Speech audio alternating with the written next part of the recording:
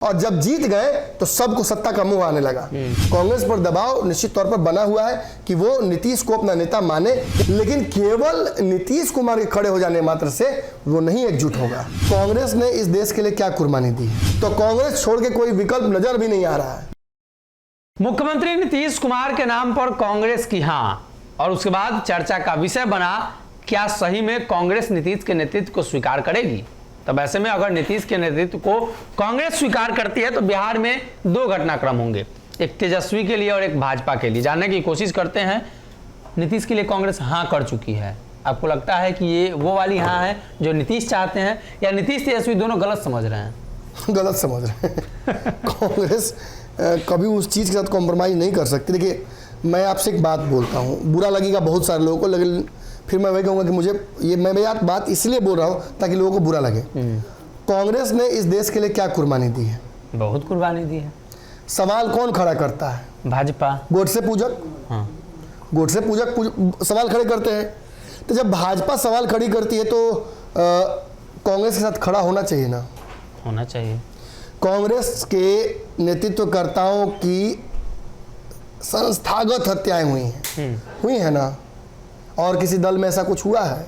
ना, ऐसा कहीं कहीं हो गया होगा छुटका छुटका। अब ऐसे दल कांग्रेस पर ही सवाल खड़े करेंगे तो ये सही नहीं ना है। कांग्रेस बिहार में निश्चित तौर पर मृतप्राय हो गई है जी। धीरे धीरे उठने की कोशिश करती है, लेकिन महत्वाकांक्षाएं इतनी है बिहार के राजनीतिकों की कि वो ऐसे दलों को आगे नहीं बढ़ने दे सकते हैं।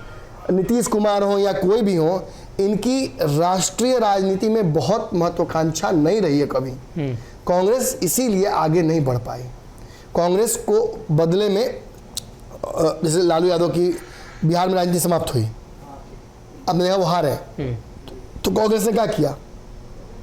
केंद्र में मौका दिया, अच्छा खासा काम भी किए, कोई कंट्रोवर्सी नहीं, उनकी राजनीति समाप्त भी हुई। उस पद के बाद दिल खोल के सपोर्ट करती है, सपोर्ट की समर्थकों का, और बहुत प्रचारवाद में नहीं रही, इसलिए उसको हार का सामना करना पड़ा।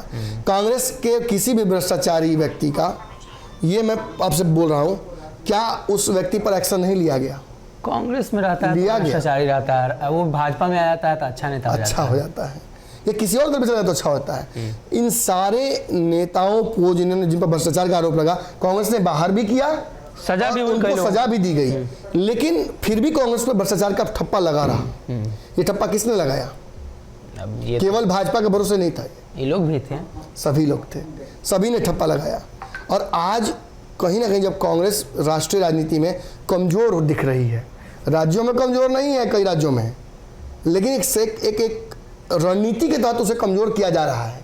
चाणक्य राजनीति के बन रहे हैं आधुनिक अमित शाह। क्या कर रहे हैं? पैसा पे मंत्रियों को, विधायकों को, सांसदों को खरीदते हैं। इसको चाणक्य कहा जाता है। लगाइए ना मंडी या दीजिए हाथ में पैसा, पाकिस्तान का सरकार खरीद के दिखा देंगे। इसको चाणक्य नहीं कहा जाता है। चाणक्य मतलब मासेस, पब्लिक के बीच में अपनी विश्वसनीयता बढ़ाना, जो शायद नरेंद्र मोदी ने हिंदू पोलराइजेशन के नाम पर करने की कोशिश की जी, और जिसका एक बड़ा हिस्सा उनको मिलता रहा।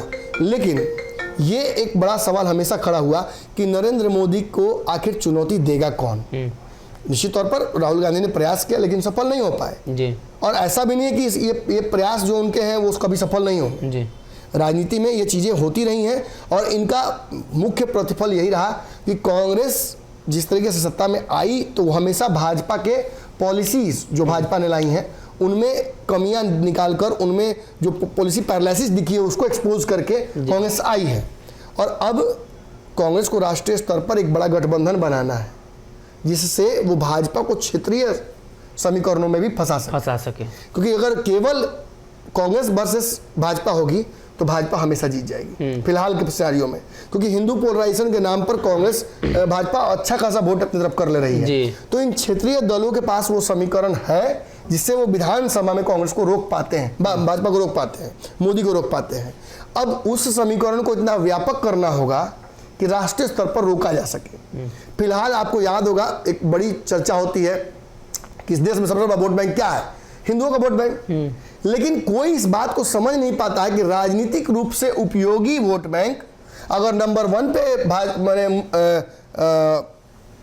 हिंदुओं का है तो नंबर 2 पे ओबीसी का है जी। नीतीश उसी ओबीसी वोट बैंक को टारगेट कर रहे हैं राष्ट्रीय स्तर पर, लेकिन केवल नीतीश कुमार के खड़े हो जाने मात्र से वो नहीं एकजुट होगा। उसे राष्ट्रीय स्तर पर अलग अलग क्षेत्रीय चेहरे चाहिए होंगे जी। और उनकी रजामंदी चाहिए होगी, एक कॉमन चेहरा चाहिए होगा, एक कॉमन मिनिमम प्रोग्राम हो चाहिए होगा। बिहार में महागठबंधन 20 बार बना और 20 बार एक ही रट लगाते रह गए मांझी जी, जो कि एक सफल नेता है बिहार के, कि कॉमन मिनिमम प्रोग्राम बने, कोऑर्डिनेशन कमेटी बने, कॉमन मैनिफेस्टो बने। कहाँ बना आज तक? कुछ नहीं बना। सबकी अपनी अपनी महत्वाकांक्षा। अरे महत्वाकांक्षाएं तो सबकी होती है भाई, पांडवों की भी अलग अलग महत्वाकांक्षाएं थी, एक होके लड़े थे ना। पूरा सेना का महत्वाकांक्षा अलग हो सकता है। कोई सेना में गया फ्रिज खरीदने के लिए, कोई सेना में गया है शहीद होने के लिए, कोई सेना में गया है बाप का आंख बनवाने के लिए, कोई बहन का शादी करने गया है, कोई पैसा कमाने गया है। लेकिन जब लड़ते हैं तो एक होकर लड़ते हैं ना। तो ये कॉमन जो कहीं ना कहीं एजेंडा है उस पर महागठबंधन नहीं आ पा रही है, इस वजह से ये सारी समस्याएं हैं। और नीतीश कुमार या कोई भी नेता, मैं कहता हूं मायावती क्यों ना हो, केजरीवाल क्यों ना हो, अगर ये सारे लोग अपनी व्यक्तिगत महत्वाकांक्षाओं को त्याग नहीं करेंगे तो कांग्रेस छोड़ के कोई विकल्प नजर भी नहीं आ रहा है जी। और आपने कई बार प्रयास किया ना। 14 में नरेंद्र मोदी जी जीत के आए, शानदार प्रदर्शन रहा। 15 में बिहार में हार गई भाजपा, डूब गई। तुरंत झटका दिया गया बिहार में। कैसे दिया गया? किसी ने भी अपनी महत्वाकांक्षाएं सामने नहीं रखी थी, एकदम सारी महत्वाकांक्षाएं छोड़कर लड़े थे। और जब जीत गए तो सबको सत्ता का मुंह आने लगा। नीतीश कुमार को अपना मोह था कि मेरी कुर्सी मत छीन ले तेजस्वी को अपना मोह आया, लालू को आया कि मेरे बेटे को बिहार का मुख्यमंत्री बनाते, नीतीश को भेज देते दिल्ली लड़ने के लिए। इससे बढ़िया चेहरा तो है नहीं। और मैं मानता हूं कि लालू यादव अगर वाकई राजनीति में उस समय एक्टिव रह पाते, जो जिन कारणों से वो नहीं रह पाए, तो शायद नीतीश का चेहरा ना आगे करके वो अपना चेहरा आगे करते जी। क्योंकि यही बात 15 में जब गठबंधन बनाई गई, दिल्ली में बनाने की कोशिश की गई थी, सारे दलों को बुलाकर मुलायम सिंह पहुंचे थे, ममता बनर्जी पहुंची थी, मायावती पहुंची थी, सारे स्टेट की पार्टी वो पहुंचे थे। तो आपको याद होगा कि उसका राजनीतिक दल बन गया था लगभग जी। लेकिन नहीं हो पाया। क्यों नहीं हो पाया? क्योंकि सबकी अपनी महत्वाकांक्षाएं, सब प्रधानमंत्री बनेगा, सभी लोग प्रधानमंत्री के कैंडिडेट बनना चाहते थे, इसीलिए ये मामला वहीं फंस गया। और कहीं ना कहीं तब से कांग्रेस जो है इसका दंश झेल रही है।